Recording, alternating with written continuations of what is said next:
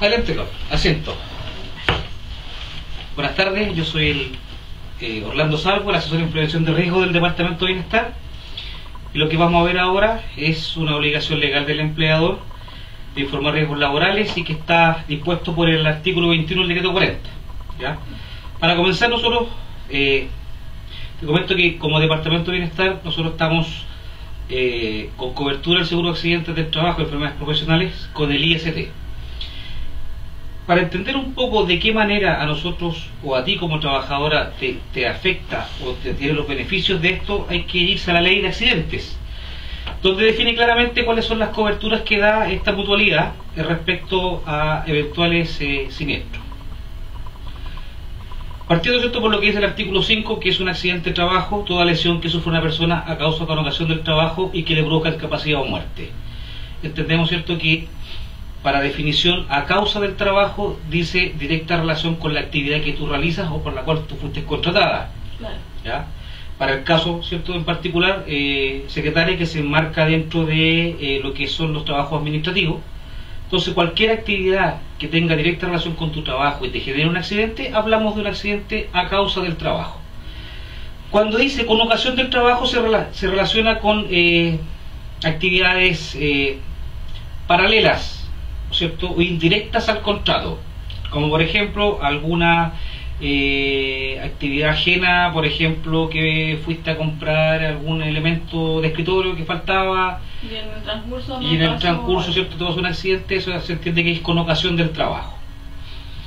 Dice que también son accidentes del trabajo los ocurridos en el trayecto directo de ida y regreso entre la habitación y el lugar de trabajo y el inverso, entendiendo de que la habitación corresponde a la noche donde tú pernoctaste la noche anterior, ¿ya?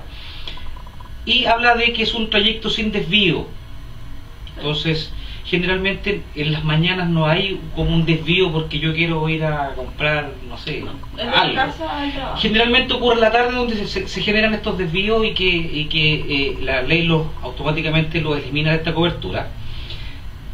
No obstante, existe el antecedente o la jurisprudencia de que cuando son desvíos necesarios, sigue siendo un accidente de trayecto. Por ejemplo, que te tuviste que desviar X cantidad de cuadras porque pasabas de una farmacia donde tenías que comprar esta receta médica, ¿cierto? Es un desvío necesario. Claro. Que tuve que pasar a buscar a mi hijo al jardín, que está a una X cuadras, ¿cierto?, distante de mi casa, y que eso es una actividad que yo hago todos los días, también se considera accidente de trayecto. Dice también que es un trayecto prudente, o sea, el tiempo prudente en el que tú demoras entre un lugar y otro. Descarta, ¿cierto?, los trayectos con desvíos caprichosos, por ejemplo, pasar a tomarse un helado, que pase a ver una película al cine, que pase a ver a papá, etcétera. Todos esos, ¿cierto?, esos desvíos que no son estrictamente necesarios quedan fuera de esta cobertura de accidente de trayecto. Importante también es determinar de que al momento de una atención médica, por ejemplo, te mordió un perro, no es de nadie, tú vas al IST, van a pedir un medio fehaciente de prueba y la jurisprudencia en ese sentido es clara en determinar de que la simple declaración del trabajador es un medio fehaciente de prueba, por lo tanto el trabajador debe ser atendido. ¿Ya? Eso para efectos de lo que es accidente de trayecto, ¿cierto? Y por otra parte tenemos las enfermedades profesionales, que de acuerdo al artículo 7 de la ley 16.144 dice que enfermedad profesional es la causada de manera directa por el ejercicio de la profesión y que busca incapacidad o muerte. Para efectos de los cargos administrativos, ¿cierto?, o para determinar una enfermedad profesional, nosotros nos guiamos por el decreto 109 que tipifica, ¿cierto?, las enfermedades profesionales. Y para el cargo en particular, que es de administrativo, no se asocia ninguna enfermedad, ¿cierto?, como enfermedad laboral. Si bien es cierto, pueden haber sobrecargas de trabajo en el sentido de que existan algunas molestias tensionales producto del exceso de trabajo particular de ese momento, no necesariamente estamos hablando de una enfermedad profesional. Entonces, tenemos definido lo que es accidente de trabajo, accidente de trayecto, enfermedad profesional. La cobertura la brinda el IST, ¿correcto? Ahora, ¿qué prestaciones da el IST? Partiendo, ¿cierto?, de la atención médica, es una atención integral. Atención médica, ¿cierto?, medicamentos, hospitalización, operaciones, prótesis, medicamentos e incluso rehabilitación laboral si es que generamos una invalidez que no te permita trabajar en lo que tú te desarrollas, ¿ya? Y eso se determina en base a una serie de factores. En definitiva, la atención es integral, al igual que corresponde el pago de las indemnizaciones por incapacidad, tal como lo hace el sistema de salud que cada uno tiene, ya sea ISAPRE o FONASA. También la ISAP, en este caso el IST, es quien cancela la totalidad de los días que ellos otorgaron como reposo. ¿Ok? Y en el punto de las enfermedades profesionales, como administrativo, no se considera lo que es tendinitis, o eso ya sería una mala postura. Es que la tendinitis, si bien es cierto, se genera básicamente en trabajos repetitivos. Si yo tengo una actividad como digitador, que no es el caso, donde yo debo estar 8 horas todos los días ingresando información mediante la digitación, estoy afecto a una actividad repetitiva que me considera una actividad, ¿cierto? Se considera como enfermedad profesional. Si yo tengo un trabajo distinto o con actividades distintas dentro de una jornada, como por ejemplo digitar, después tengo que archivar, tengo que evaluar cierta información, ya automáticamente dejo de tener un trabajo repetitivo que me considere una enfermedad profesional. ¿Ya? Vamos a llegar al final del tema, cómo compensamos finalmente o cómo resolvemos preventivamente estas lesiones. Ahora, desde el punto de vista de la prevención en las materias propias del administrativo, hay que considerar primero que hay una función específica para el cargo, ¿cierto? Y tiene tareas muy puntuales o están encasilladas dentro de una estructura, ¿ya?